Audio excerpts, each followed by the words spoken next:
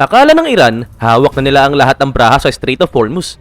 Maaaring wasak na ang malaking bahagi ng kanilang military infrastructure, pero ang kanilang mga fast boat sa strait na yon ay nagbibigay pa rin sa kanila ng kontrol. Pero sa ngayon talagang wala na. May ipinadala ang Estados Unidos sa Iran na kayang baguhin ang takbo ng digmaan sa loob lamang ng isang gabi. At papunta na ito sa Strait of Hormuz at ito ang bangungot na hindi inaasahan ng Iran. Ang isang bagay na hindi nila inakala, posibleng naghahanda na ang US na magpadala ng mga sundalo sa loob mismo ng Iran.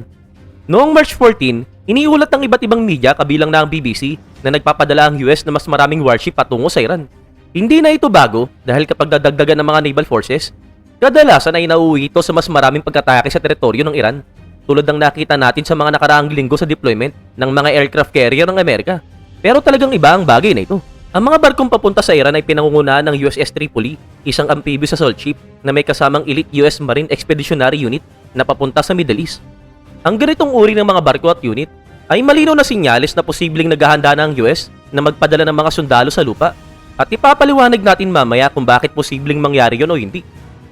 Ayon mismo sa The War Zone, ang grupong ipinapadala ay umalis matapos bigyan ng direktang pahintulot ng US Secretary of Defense na si Pete Hegseth, ang US Central Command. Ang kasalukuyang papunta sa Iran ay tinatawag na Amphibious Ready Group o ARG na may kasamang Marine Expeditionary Unit. Karaniwan, ang isang ARG ay binubuo ng isang assault ship, 2 transport dock at isang support vessel na may sakay na hindi bababa sa 2,200 marine at posibleng mas marami pa. Ayon naman sa The New York Times, humigit kumulang 2,500 marine ang kasalukuyang papunta sa Middle East kabilang na ang 31st Marine Expeditionary Unit. Sa ngayon, ang USS Tripoli at mga barkong kasama nito ay naglalayag mula sa kanilang base sa Japan patungo sa Middle East at mukhang matagal na silang naghahanda para sa kung ano man ang susunod. Noong March 13, nagbahagi ang US Indo-Pacific Command ng mga larawan ng live fire exercise na isinasagawa ng mga tauhan ng USS Tripoli. Bagamat sinasabing routine lamang ito, tila hindi aksidente ang timing. Dahil 2 araw lang matapos ang training na yun, lumabas ang balita, papunta na sila sa Middle East. At dito na nagiging mas delikado para sa Iran. Dahil posibleng hindi lang ito isang grupo, dahil ayon mismo kay Ian Ellis, may iba pang amphibious ready group at task forces ang US sa Pacific na maaaring utusan anumang oras na pumunta sa Iran. Kabilang dito ang Task Force Ashland na kasalukuyang nasa Thailand at ang USS Arlington, isang amphibious warship na namataan noong March 1 na paulit-ulit na nagsasagawa ng loading operation habang binabantayan ng mga armadong bangka. Posible nga bang paghahanda ito para sa deployment sa Iran? Hindi pa sigurado. Pero ang ganitong klase ng mga activity ay tila ginagaya ang mga situation na maaaring mangyari sa Strait of Hormuz, isa sa mga pinakadelikado at pinakamahalagang choke point sa buong mundo. Tandaan nyo na ang strait na yon, ang Strait of Hormuz, dahil babalikan natin to mamaya. Bukod sa task force at warship na nabanggit natin, sinabi ni Ian Ellis na may 3 pang amphibious ready group, ang USS Iwo Jima, USS Boxer, at USS Kearsarge na handang sumama sa USS Tripoli kung kakailanganin. Ibig sabihin, posibleng lang nakikita natin ngayon ay simula pa lamang ng isang napakalaking deployment ng mga Marines. At kahit hindi pa ito full-scale deployment, malino na ang presensya pa lang ng USS Tripoli at ng mga kasama nitong barko ay isang mensahe sa Iran, malapit nang magbago ang buong strategy ng US sa digmaan. Pero hindi agad ito mangyayari. Ayon sa open source intelligence update na ibinahagi ni MT Anderson sa X, talagang napakabilis ng galaw ng USS Tripoli papunta sa Middle East. Nakikita ito sa satellite image. Malaki ang alon o wave na iniiwan ng barko na indication na todo bilis ang takbo nito. Pero kahit ganon kabilis, kailangan pa rin itong bumiyahe mula sa base nito sa White Beach sa Okinawa. Namataan ng warship na ito papalapit sa base channel noong March 12 at posibleng abutin pa ng 1 o 2 linggo bago pa ito makarating sa Middle East. Pero kahit ganoon, malinaw ang headline. Nagpapadala na ang US ng Marines at amphibious warship sa Middle East. At para sa Iran, ito ang isa sa mga pinakakinakatakutan nilang mangyari, lalo na pagdating sa kontrol nila sa Strait of Hormuz. Pero bago natin himayin yan, mahalagang maintindihan muna kung ano nga ba talaga ang isang Marine Expeditionary Unit. Ayon mismo sa The New York Times, ang mga unit na ito ay tinatawag na America's 911 Force. Sa madaling salita, sila ang tinatawag kapag may urgent at may seryosong problema na kailangang malutas. Ginamit na ang mga Marine Expeditionary Unit sa iba't ibang operasyon mula sa anti-piracy mission hanggang sa pagiging unang puwersa na tumapak sa lupa sa mga malalaking operasyon tulad ng nangyari sa war in Afghanistan. Ang mga unit na ito ay self-sustain at mabilis tumugon, kumpleto sa air, ground at logistic support na inahati sa 4 na bahagi. Una, ang command element. Ito ang headquarters na nagbibigay ng direksyon at suporta sa buong unit. Ang pangalawa, ang ground combat element. Ito ang pinakamalakas sa aktual na labanan. Karaniwan may kasamang Marine Infantry Battalion, Artillery, Reconnaissance Team, Engineers, at amphibious vehicle na ginagamit sa paglusob sa teritoryo ng kalaban. Pangatlo, ang aviation combat element. Dito na pumapasok ang air power. May mga helicopter na para sa transport, pati na rin fighter jet, attack helicopter, at air defense system. At ang panghuli, ang logistic combat element. Sila ang bahala sa transportation, supply, equipment, maintenance, at medical support. Kaya naman malinaw, hindi lang ito simpleng pagpapadala ng ilang sundalo. Ito ay isang elite marine unit na bahagi ng mas malalaking amphibious assault force, isang malinaw na indikasyon na nagbabago na ang kabuuang postura ng US sa digmaan. At ang pinakamalaking epekto nito, mararamdaman na sa Strait of Hormuz. At dahil sa ngayon, doon talaga nagkakaproblema. Patuloy na nagdudulot ng kaguluhan ng Iran sa strait na yon at hindi mahirap intindihin kung bakit. Kahit wasak na ang malaking bahagi ng kanilang military infrastructure sa mainland, nananatili pa rin ang kanilang focus sa Strait of Hormuz. Ang mga fast boat ng Islamic Revolutionary Guard Corps, kasama ng mga drone na inilulunsad mula sa Iran, ay patuloy na umaatake sa mga commercial vessels. Ang strait na ito ay isa sa mga pinakamahalagang ruta ng langis sa buong mundo. Sa katunayan, 31 miles lang ang lapad dito sa entrada at exit, kaya napakadaling bantayan at kontrolin. At dito dumadaan ang humigit kumulang 20 million barrels ng langis araw-araw as of 2025. Dahil sa ginagawa ng Iran, halos napahintuan daloy ng trapiko sa lugar, maliban sa ilang barko na nangangahas tumawid. Ayon sa CBS News, ginagawa ng Iran na choke point ng kipot sa pamamagitan ng pag-target sa commercial shipping na nagdudulot ng pagtaas ng presyo ng langis sa buong mundo. Sa ngayon, ang isa sa mga pangunahing layunin ng US ay mabawi ang kontrol sa Strait of Hormuz mula sa IRGC. At talagang hindi biro ang sitwasyon. Ayon mismo sa The War Zone, umaabot na sa halos 16 na commercial vessel ang naatake ng IRGC hanggang March 12. 8 ang nakitil at 1 ang nawawala, at ang unang kalahati ng March, 77 na barko lamang ang naglakas loob na dumaan sa kipot. Para mas maintindihan nyo ang sitwasyon, sa parehong panahon noong 2025, umaabot sa 1,229 na barko ang dumadaan sa Strait of Hormuz. Pero ngayon, halos 16 na bahagi na lang ng normal na trapiko ang nakakalusot. At yan mismo ang leverage ng Iran. At magpapatuloy ang mga pag-ataking ito hanggat hawak ng Iran at ng Islamic Revolutionary Guard Corps ang kontrol sa kipot. Dito nagiging kritikal ang pagdating ng Marine Expeditionary Unit. Ipinapakita nito na ang digmaan laban sa Iran ay pumapasok na sa panibagong yugto, lalo na matapos wasakin ng US ang malaking bahagi ng military infrastructure ng bansa sa pamamagitan ng airstrike. Ang pagdating ng unit na ito, binabago ang lahat. At by the way, ito ang klase ng analysis na hindi lang headline ang ibinibigay kundi buong larawan. Kaya kung gusto mong laging mauuna sa balita, alam mo na ang gagawin. Ngayon, pag-usapan naman natin ang tinatawag na posture shift.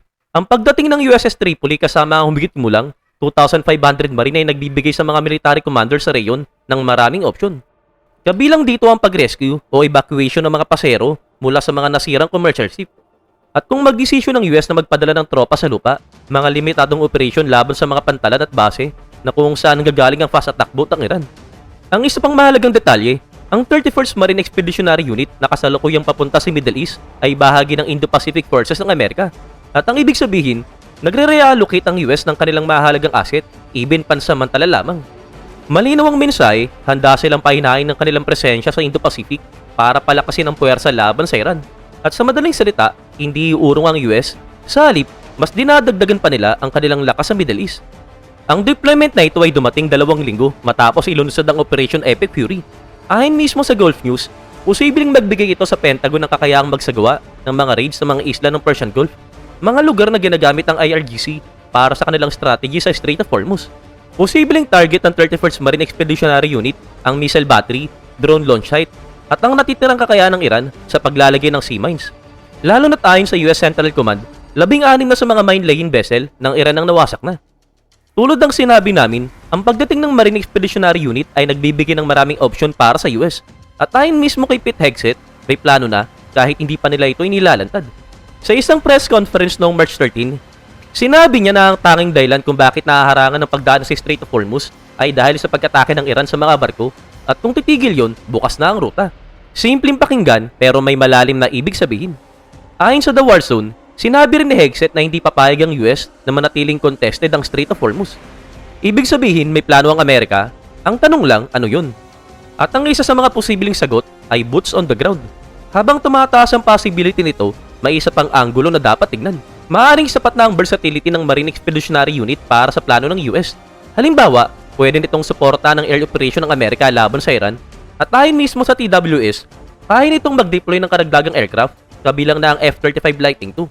Posibleng gamitin ang mga ito para sa pag-atake sa mainland ng Iran o kaya ipagpatrol sa impapawid ng Strait of Hormuz. Sa senaryo na ito, maaaring gamitin ng mga fighter jet para targetin ng mga fast boat at drone ng Iran. At ang USS Tripoli mismo, dinisenyo ito para sa ganitong klase ng operasyon. Sa katunayan, kaya itong gawing tinatawag na Lightning Carrier, isang mini aircraft carrier na may dalang F-35 jet. At posible ito mismo ang plano. Sa ganitong setup, parang nagdadagdag ang US ng isa pang carrier force sa Strait of Hormuz na hindi naapektuhan ng iba pang aircraft carrier na nakadeploy na sa reyon. Dagdag pa rito, maaaring gamitin ng mga marine sa search and rescue mission, pagprotekta sa mga commercial ship, at sa madaling salita, isang mabilis na response force na kayang rumesponde sa kahit anong banta sa kipot. Hindi man ito napakalaking escort force, sapat ito parang magbigay ng protection at mabilis na aksyon. At syempre, may isa pang possibility. Maaaring gamitin ng US ang kanilang marine at amphibious forces para umatake sa mga isla sa paligid ng Persian Gulf. At kung mangyari yun, mas lalo pang titindi ang situation. May nakita na tayong kahalin tulad ito. Nang bombay ng Kharg Island na tinawag ng The Wall Street Journal bilang pinaka-strategic na economic asset ng Iran, dito nang gagaling ang halos 70% ng oil export ng Iran. Pero ang nangyari, parang warning shot lang, tinamahan ng infrastructure pero iniwan ng US ang mismong oil asset. Ayon mismo sa Pangulo ng Amerika, maaaring baguhin ng Amerika ang desisyong to kung patuloy na tatanggi ang Iran na buksan muli ang Strait of Hormuz. Kaya naman ang tanong, ang pagpapadala ba ng marine at amphibious ship sa Middle East ay isang paraan para palakasin ang bantang yun? Posible. Ang isa pang mahalagang detalye, mahigit 30 isla ang pagmamay-ari ng Iran sa Persian Gulf. At ilan sa mga ito ang bukas sa publiko. Nauna na nating nabanggit, ang amphibious landing sa mga islang ito ay maaaring magbigay sa US ng kontrol sa mga lugar na posibleng pinanggagalingan ng pas-attack boat, drone. At kapag nakuha ng US ang kontrol na yon, unti-unting mawawala ang leverage ng Iran sa Strait of Hormuz. Sa madaling salita, posibleng naghahanda ang US sa isang senaryo na kung saan sila mismo ang magbabantay at kokontrol sa strait sa pamamagitan ng pagkuha sa mga strategic island mismo sa harap ng nahihirapang Iranian regime. At habang nangyayari yun, patuloy rin ang airstrike ng US sa Iran at nananatiling nakahamba ang banta ng mas matinding pag-atake, lalo na laban sa Kharg Island. At ngayon, dumako tayo sa pinakaseryosong possibility. Ang bagay na dati ay sinasabing malayo pa ayon sa Pangulo ng Amerika noong early March, boots on the ground. Naalala natin, noong 2001 sa war in Afghanistan, ang 15 Marine Expeditionary Unit ang isa sa mga unang conventional US forces na tumapak sa lupa.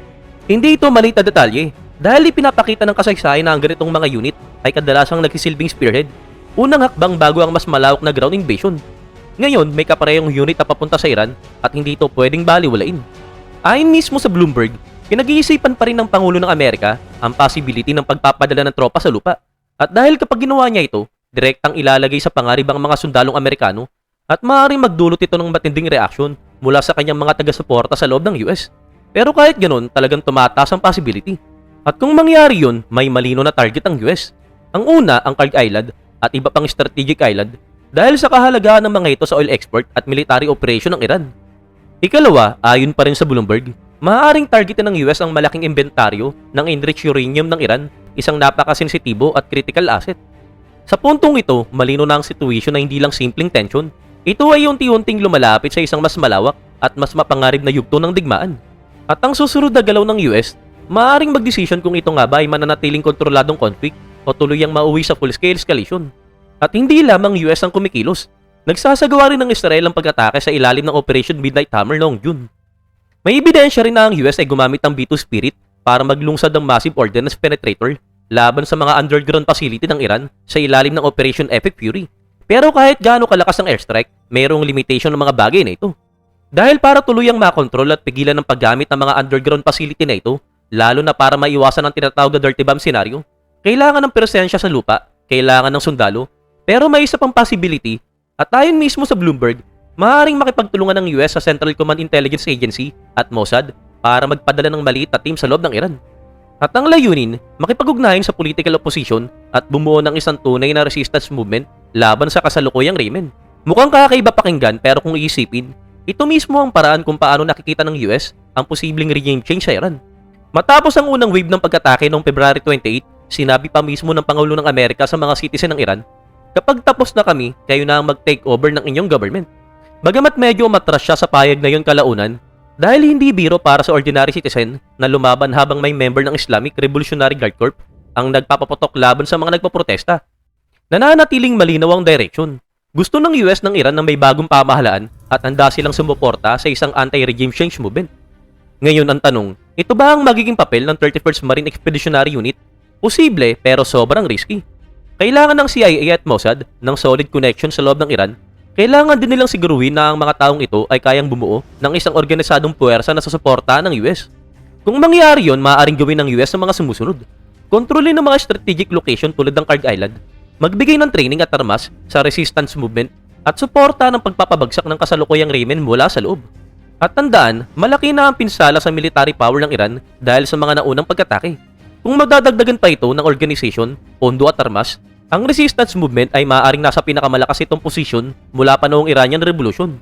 At kung sasali pa ang US Marine at Special Forces, posibleng tuluyang magbago ang balanse ng kapangyarihan. Mukhang parang pelikula pero kung mangyari ito, mawawala ang leverage ang Iran sa Strait of Hormuz at maaaring sumunod na bumagsak ang mismong Yemen. At habang nangyayari ang lahat ng ito, may isang tao na tahimik lang na nagmamasid at ito mismo ang Pangulo ng Russia. Hindi ito ang plano niya dahil ginagamit ng Russia ang Iran para palaksin ang impluensya nito sa Middle East. Pero kung bumagsak ang Iran, malaki ang magiging epekto nito para kay Putin. At yun ang mas malaking katanungan sa ngayon. Kung babagsak ang Iran, ano ang magiging epekto nito sa buong mundo?